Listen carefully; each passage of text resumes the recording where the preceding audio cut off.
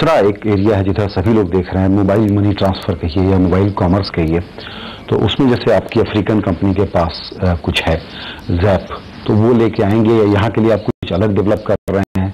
Mobile money transfer का धंधा बात तो बहुत दिनों से हो रही है, लेकिन हमको कुछ ग्राउंड पे होते हुए नहीं दिख रहा है। ऐसा नहीं है कि ग्राउंड पे नहीं हो रहा है, ग्राउंड पे काम हो रहा है, कई एक्सपेरिमेंटेशंस हो रही हैं, कई ट्रायल्स हो रही हैं, कई प्रूफ ऑफ कॉन्सेप्ट चल रहे हैं और ये हर जगह पे चल रहे हैं। फाइनेंशियल इंक्लूजन, जहां पे अनबैंक को बैंक का सवाल है वहां पे भी चल रहे हैं, जहां सेमी क्लोज्ड वॉलेट का सवाल है वहां पे भी चल रहे हैं। अब तो गवर्नमेंट ने लाइसेंसेस भी देना शुरू कर दिए हैं। तो मुझे उम्मीद है कि आने वाले समय में इसका काफी प्रचार होगा और हम कई फाइनेंशियल इंस्टीट्यूशन के साथ में काम करेंगे to bring complete financial inclusion in this country. Technology साहब, जहां दुनिया भर में अच्छी टेक्नोलॉजी होगी, चाहे वो अफ्रीका से आए चाहे वो कहीं और से आए, वो यूज होगी। हम कभी भी टेक्नोलॉजी के मोहताज नहीं रहे, हम हमेशा टेक्नोलॉजी ट्रांसपेरेंट रहे। आई थिंक कस्टमर प्रोपोजिशन और बिजनेस मॉडल ज्यादा मायने रखता है। टेक्नोलॉजीज तो कई मिलेंगी इनको सपोर्ट करने के लिए। ये जो अभी डिबेट चल रही है, बातचीत काफी हो रही है कि सरकार को सर्विस प्रोवाइडर के पास ये छूट होनी चाहिए कि वहां जाके जो भी सर्विलियंस करना है, टैप करना है, मॉनिटर करना है, वो कर सके।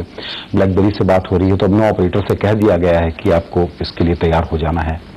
सितंबर की डेट है शायद। ये कितना पॉसिबल है, कितना फिजिबल है, इसमें कोई दिक्कत है क्या?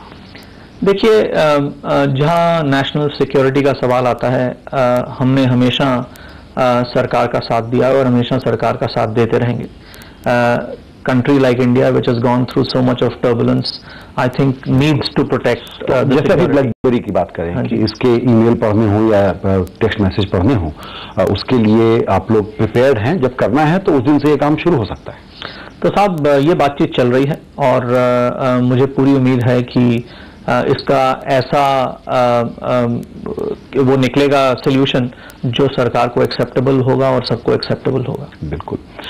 एक विवाद और चलता रहता है जिसमें मेरी राय तो बड़ी साफ है कि सरकार को अपना स्टैंड बदलना चाहिए। वो है बाहर के इक्विपमेंट इंपोर्ट को लेकर के, और वो चाइना के कारण जरा ये डिबेट ज्यादा ही डिटेल में हो रही है। इस फ्रंट में होना क्या चाहिए? देखिए, सबसे पहले इसके दो नजरिए हैं, एक सिक्योरिटी का नजरिया, एक कंज्यूमर का नजरिया। कंज्यूमर के और कंपटीशन के नजरिए से दुनिया में अब कंसोलिडेशन के बाद कुछ ही मैन्युफैक्चरर्स रह गए, तो अब उनमें से अगर भी हम फर्दर वीड आउट कर देंगे तो बड़ी मोनोपोली सी सिचुएशन हो जाएगी जो कंज्यूमर के लिए और कंपटीशन के लिए ठीक नहीं है। तो आई थिंक उस लिहाज से जितने मैन्युफैक्चरर्स होंगे उतना अच्छा। From a security perspective, of course, government has to make sure that they are not vulnerable and they are not exposed, and they must do whatever is necessary and be practical about those solutions. एक चीज जिसमें कि मैं खुद भी बड़ा agitated हूं और वो कंज्यूमर की तरफ से सवाल है। आप लोग कंज्यूमर को इतना पैम्पर करते हैं, कहते हैं उसकी इतनी सेवा करेंगे, लेकिन ये do call, do not call, free SMS, और ये मुद्दा तब बनता है, मुझे तकलीफ होती है जबकि वित्त मंत्री के पास कोई अनसॉलिसिटेड कॉल आ गया तो उसके बाद अब सब लोग इंटरेस्ट ले रहे हैं और कह रहे हैं कि बंद करेंगे। मैं तो सुनते सुनते थक गया हूँ, ये कब बंद होगा? तो साहब, ऐसा है कि जैसे ये आप तंग होते हैं वैसे मैं भी तंग होता हूँ एक उपभोक्ता की हैसियत से। आपके पास कितने फोन आते हैं इस तरह? फोन्स तो आने बहुत कम हो गए। SMS फालतू वाले कितने आते हैं? मेरे ख्याल 7, 8, 9 जरूर मैसेजेस ऐसे आते हैं। ये आपका एवरेज है जिसका नंबर बटा हुआ नहीं है ज्यादा? नहीं साहब, वो ये बटे हुए नंबर से नहीं आते हैं, ये एट रैंडम सीरियल नंबर के हिसाब से आते हैं। और ये let me try and clear this myths with you. First of all, we as operators are mere pipes, right? These get generated by people जो स्पैम करते हैं और जो स्क्रबिंग नहीं करते हैं लिस्ट की। गवर्नमेंट ने एक do not call registry setup करी जिसमें पूरी इंडस्ट्री ने मिलकर काम किया और ओवर टाइम उसकी कम्युनिकेशन हुई। आज कई मिलियन कस्टमर्स ने उसके लिए अप्लाई किया हुआ है, लेकिन कुछ लोग हैं जो इसको अब्यूज करते हैं, टेलीमार्केटर्स जो रूल्स फॉलो नहीं करते, स्क्रबिंग नहीं करते और स्पैम करते हैं। और कुछ ऑपरेटर्स हैं जिनके जो होलसेल में मैसेजेस बेचते हैं और वो क्योंकि वो होलसेल में मैसेजेस बेचते हैं सस्ते दामों पे, वो स्पैमिंग होती है उसकी दबा के। इसके 2-3 बड़े सिंपल क्योर हैं।